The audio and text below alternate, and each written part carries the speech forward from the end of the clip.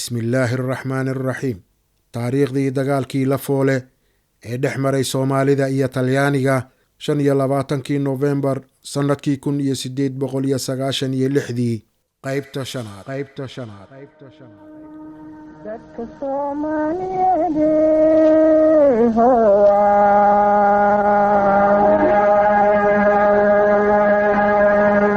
waxay degan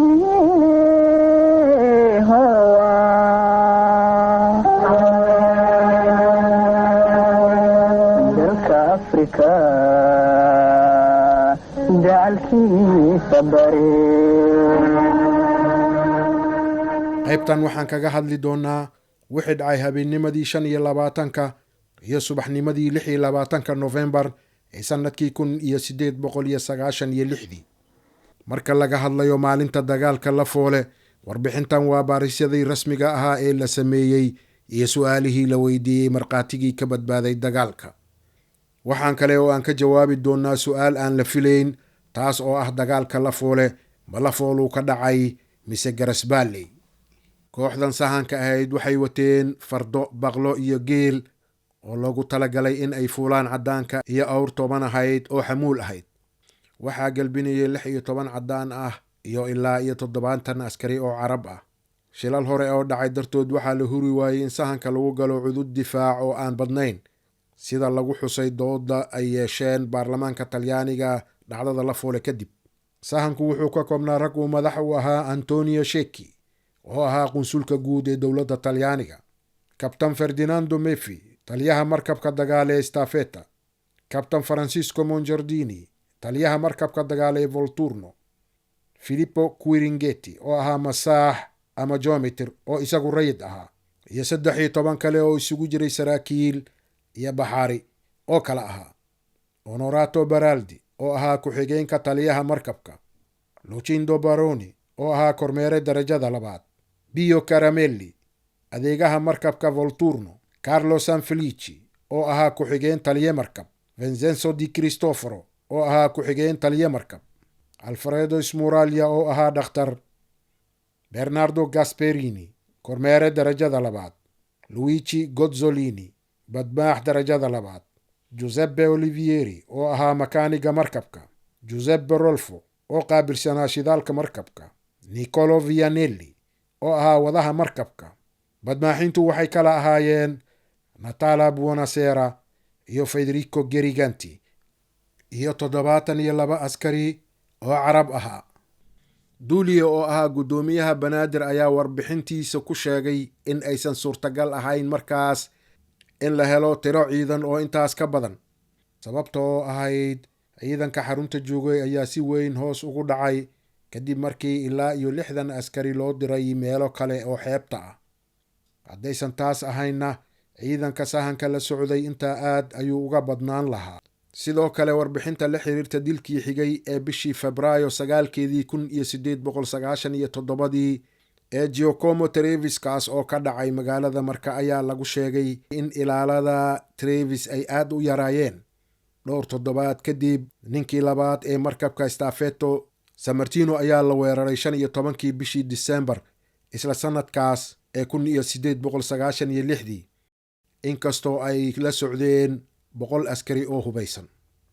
sahankuma dhaqaaqeen aroor hore ee waxa uu socodka bilaabay abbaarihii 3 galabnimo oo uu kulayl darani jiro.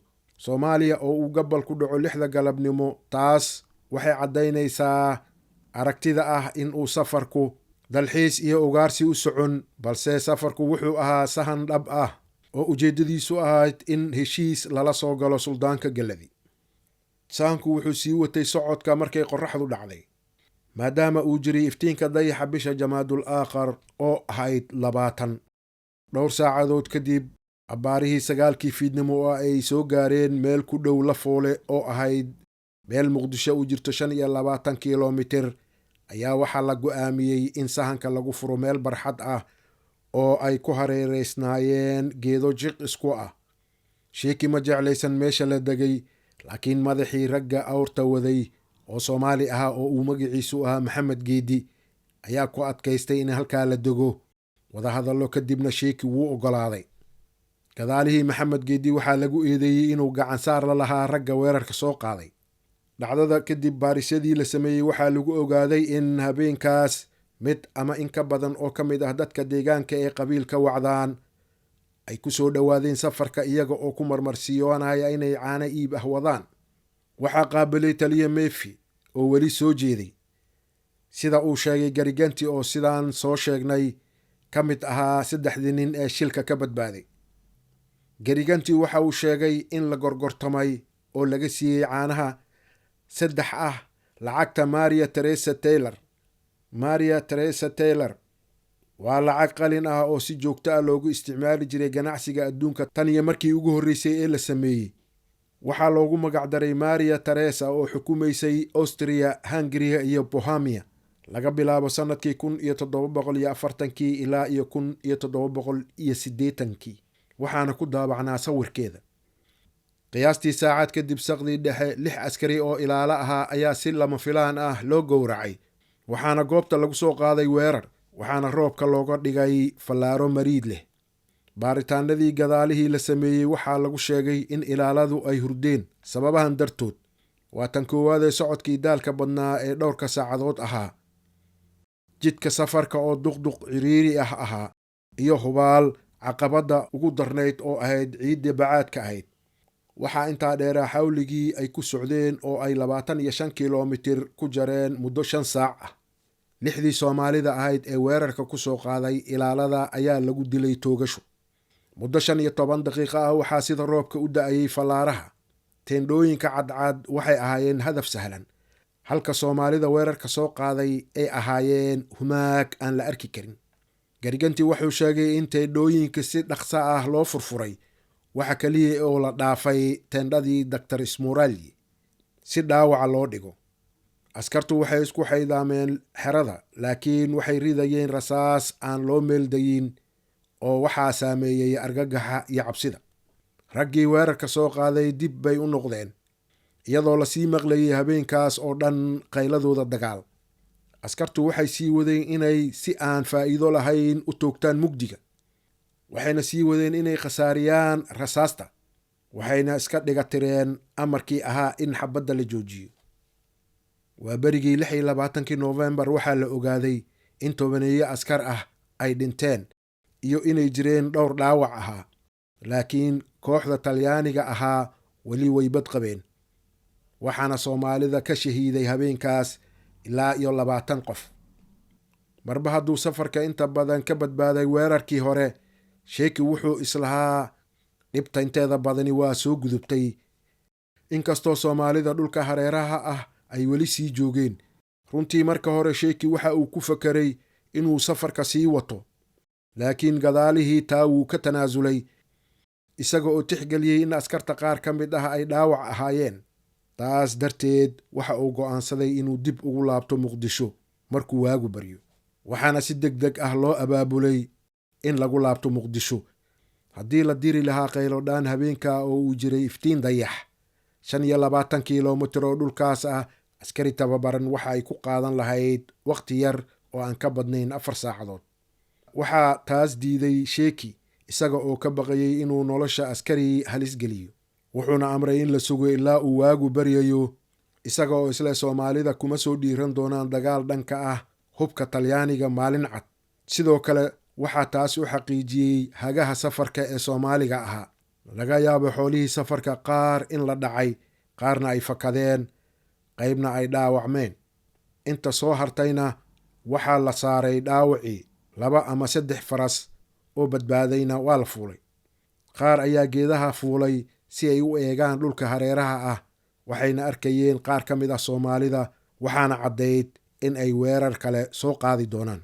Gozzolini oo ahaa nin ugaarsiga aad ugu fiican ayaa tooganayay mararka uu arko qaar Soomaalida ka mid ah oo dhuumaalaysanaya. markuu la helo isaga oo dhahayaa erayo qallafsan oo uu kula kaftamayo dhimashada qofka uu toogtay. safarka oo ku jira noqoshadii Muqdisho ayaa waxaa la huuyey, roobkana looga dhigay fallaaro. ortii dagaalka mar labaad ayay bilaabantay. 2 ama 3 faras ee ka haray fardaha waxay noqdeen bartilmaameed, sidaas darteedna waxay door bideen inay ka degaan oo uu arrinku noqdo cagtaydo iyo bixi. caddaanku way isdifaacayeen, laakiin askartii carabta ahayd waxay ku hawshoodeen inay rasaasta ku afuufaan duurka. qaar badan oo ka mid ahna way baxsadeen. halkaa markuu xaalku marayo, waxaa la dardargeliyey dib u gurashada, iyadoo laysku dayayo in degdeg loo gaaro dhulka qabiil uu talyaanigu rumaysnaa inay saaxiib la yihiin oo ahaa murusade, oo ilaa iyo wakhtigaas xiriir wanaagsan la lahaa talyaaniga. laakiinse taas beddelkeed murusade waxay la safnaayeen wacdaan. waa abbaarihii 8:00 subaxnimo. askartii carabta ahayd ku dhowaad dhammaantood way baxsadeen, in yar maahane. habdhaqanka askarta ee dhacdadan ayaa hubaal ahaa mid aan laysku hallayn karin. waxaa intaa dheeraa, intii lagu jiray dib u gurashada waxaa muuqatay in qaylada dagaal ee soomaalida ay uga jawaabayeen dhankoodana qaylo colaadeed, taas oo soomaalida kusii kicinaysay xamaasadda dagaal. marka faraha laysa saarana waxay u baqanayeen si koox koox ah. waxaa dhulka ku yili beero abuuran oo lagu dayray ood qodax leh, sida meelahaas loo isticmaalo in xoolaha looga celiyo tacabka. sida uu sheegay Giorgio Sorrentino, meesha waxaa lagu magacaabaa beeraha Garasbaaley, oo qiyaastii Muqdisho u jira 17 kilomitir. sidaa darteed waa meeshan ee ma ahayn Lafoole meeshii ugu dambeysay ee ay soo gaareen kooxdu inta uusan dhicin dagaalkii ay ku dhinteen raggii talyaaniga ahaa gebi ahaantoodba, marka laga reebo 3 ka badbaaday. Garigantii waxa uu xaqiijiyey in weerarkan dambe uu dhacay qiyaastii 2 saacadood kadib markii ay kasoo dhaqaaqeen Lafoole. runtiina 2 ilaa 3 saacadood ayay u jirtaa Garasbaaley Lafoole.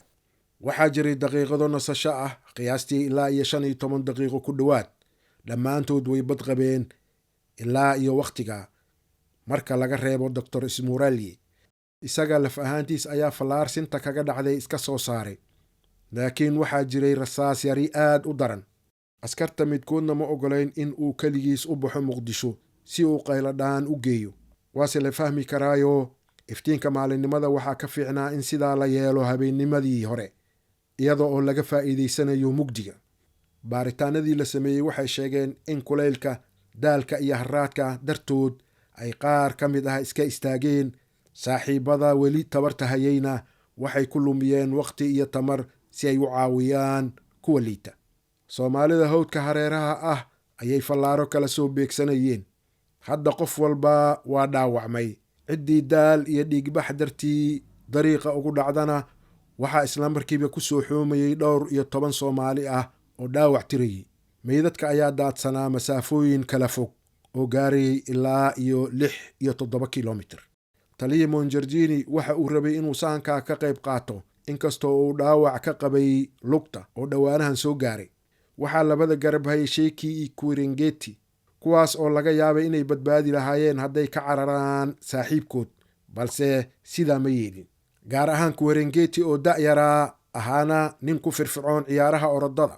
waxa uu sumcad weyn ku lahaa xitaa inuu la tartami karo askarta. 3duba waxay ku dhinteen masaafo 2 mitir isu jirta. ugu dambayntii Mefi, taliyaha staafeta, ayaa ku dhintay isaga oo 7 kilomitir u jira magaalada. marka uu joogo cidhifka duurka, Gariganti oo isaga la haray ayaa orod xaabsaday qiyaastii nus saac, wuxuuna gaaray magaalada. marka laga soo tago Federico Gariganti, waxaa sidoo kale dirqi ku badbaaday Nicola Vianelli iyo Natale Bonasera. socodka nus saac ah waxaa lagu qiyaasi karaa ilaa iyo 7 kilomitir. dhacdadan ayaa Soomaalida iyo Talyaanigu ugu kala yeeraan 2 magac. dhanka Soomaalida waxaa loo yaqaanaa dagaalkii Lafoole. dhanka dowladda Talyaaniga magaca rasmiga ah waa dhacdadii xasuuqii Muqdisho.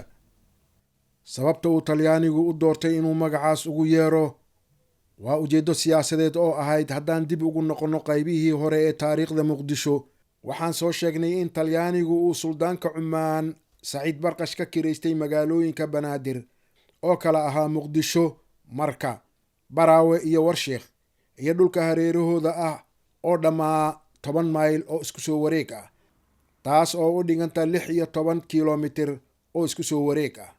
raggii sahanka la socday badankood waxay ku dhinteen aagga Talyaaniga u kiraysnaa. marka Talyaanigu wuxuu rabay inuu caddeeyo dagaalku inuusan ka dhicin tuulo aan la garanayn oo dhulka gudaha ah, ee uu ahaa dagaal gardarraysi ah oo ka dhacay dhulka Talyaanigu uu xukumo. waxa dhacayna ay ahaayeen xasuuq loo geystay dad Talyaani ah. sidaas ayayna dhacdada ugu caan baxday dalka Talyaaniga, xasuuqii muqdisho. wargeysyada dunida inteeda kale ka soo baxana ay u adeegsadeen isla magaca. intaana waxaa noogu dhammaaday qaybtii 5aad ee taariikhdii dagaalkii Lafoole. qaybta 6aadna kala soco isla halkan oo ah channelka Rugta Hiddaha. waxaana kaga hadli doonaa arrimo ay ka mid yihiin falcelintii Soomaalidii deganeyd guud ahaan Banaadir ee dhacdada Lafoole, iyo tan dowladda Talyaaniga iyo go'aamadii ahaa in la ciqaabo Soomaalida ka dambeysay xasuuqa, gubidii iyo basbeelintii tuulooyinkii wacdaan oo lagu tuhunsanaa inay ka dambeeyeen weerarka. inay dowladdu san maraan